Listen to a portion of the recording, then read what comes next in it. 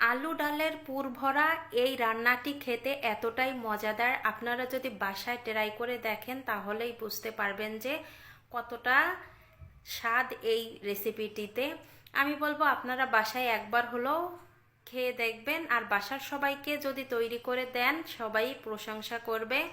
নমস্কার, সবাইকে স্বাগত জানাচ্ছি নতুন আরও একটি রেসিপি দেখার জন্য। প্রথমে এখানে এক সাইজের কিছু আলু কেটে ধুয়ে পরিষ্কার করে নিয়েছি, মানে খোসা ছাড়িয়ে নিয়েছি। এখন একটা আলু আমি মাঝ বরাবর কেটে নিব।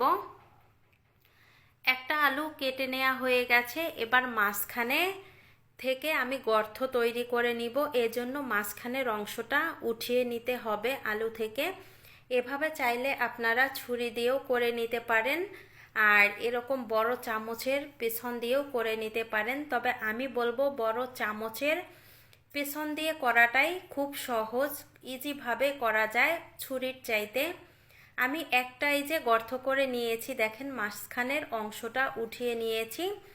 বাকি যে একটা আছে সেটার মাঝখান থেকেও আমি উঠিয়ে নিচ্ছি। উঠিয়ে নেওয়া হয়ে গেছে।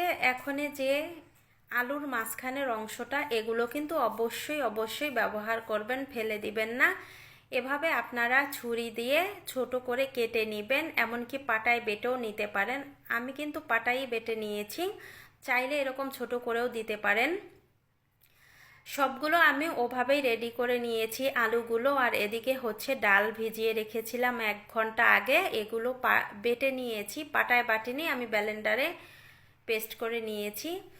এই যে আলু আর হচ্ছে ডাল, এই দুটোই পেস্ট করে নিয়েছি। এতে স্বাদ মতো একটু লবণ, হলুদ আর একটু জিরার গুঁড়া দিয়ে দিলাম। আপনারা অবশ্যই এখানে মরিচের গুঁড়াটাও দিবেন। আমার বাচ্চারা ঝাল খেতে পারে না, এজন্য আমি মরিচের গুঁড়াটা এখানে স্কিপ করলাম। আপনারা অবশ্যই মরিচের গুঁড়াটা দিবেন। সবগুলো উপকরণ আমি হাত দিয়ে ভালোভাবে মিশিয়ে নিয়েছি। এবার এই যে আলুগুলো আগে থেকে রেডি করে নিয়েছিলাম, এই আলুগুলোর মধ্যে এই যে পুরটা রেডি করেছি এই পুরটা দিয়ে দিলাম। এই পুর দিয়ে ভালোভাবে একটু সেট করে নিতে হবে হাত দিয়ে। এই তো একটা তৈরি করা হয়ে গেছে। আপনাদের সুবিধার্থে আমি আরেকটা দেখিয়ে দিচ্ছি। এভাবে ভরে নেবেন আলুর মধ্যে, তারপরে চারপাশটা সমান করে দিবেন। সবগুলো আমি সেমভাবে তৈরি করে নিয়েছি। এবার চুলায় চলে যাব রান্না করার জন্য।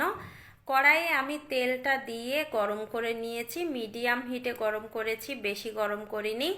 এখন এক এক করে তেলের মধ্যে পুর ভরা আলুগুলো দিয়ে একটা ঢাকনা দিয়ে ঢেকে একেবারে লোতে রেখে আমি 5 মিনিট জাল করে নিব। 5 মিনিট পরে ঢাকনা তুলে নিলাম। এবার আলুগুলো উল্টিয়ে দিব, আর অবশ্যই কিন্তু একেবারে লো হিটে রেখে তারপরে এগুলো ভাজি করবেন, নয়তোবা পুড়ে যাবে, ভিতরে হবে না। এই তো আমি এক এক করে উল্টিয়ে দিয়ে ভাজিটাও করে নিয়েছি। এই দেখেন ভাজি হয়ে গেছে, কালারটা অনেক সুন্দর এসে গেছে। এ পর্যায়ে আমি এক এক করে এগুলো নামিয়ে নিব।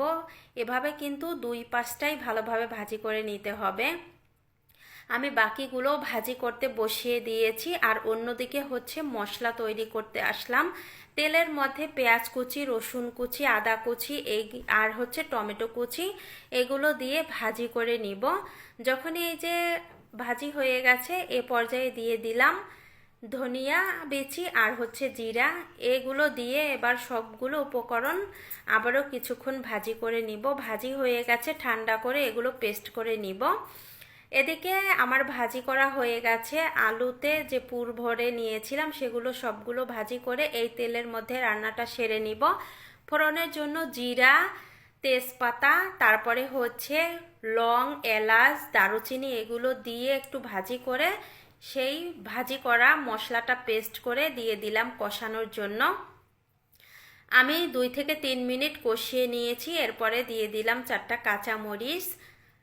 এবার দিয়ে দিলাম হলুদের গুঁড়া, মরিচের গুঁড়া। এগুলো দিয়ে আবারও আমি কিছুক্ষণ কষিয়ে নিব। আর মশলাটা ভালোভাবে কষানোর জন্য এখানে আমি জল ব্যবহার করছি। আমি ব্লেন্ডার জারে পেস্ট করে নিয়েছিলাম, সেটা একটু ধুয়ে জল দিয়ে দিলাম। জল দিয়ে আমি কষিয়ে নিয়েছি 2 মিনিটের মতো। এবার দিয়ে দিলাম স্বাদ মতো লবণ।